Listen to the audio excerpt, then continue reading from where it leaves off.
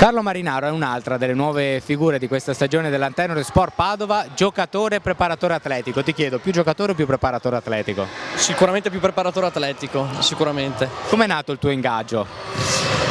Io conosco Alberto, Federico, insomma uno staff che conosco da anni, vengo anch'io dalla scuola Petrarca a Padova, insomma li conoscevo bene, mi hanno chiesto, sono un po' di anni che mi chiedono di far abbracciare il progetto e quest'anno è stato l'anno valido, insomma. Quindi ti hanno chiesto di farlo da preparatore atletico, poi però hanno detto dai, vieni a darci una mano anche in campo, è nata così? Un po' di esperienza, visto i giovani molto promettenti che abbiamo, ci sta, io do una mano, soprattutto come preparatore, ma soprattutto per dare una mano ai giovani che devono essere i veri protagonisti di quest'anno.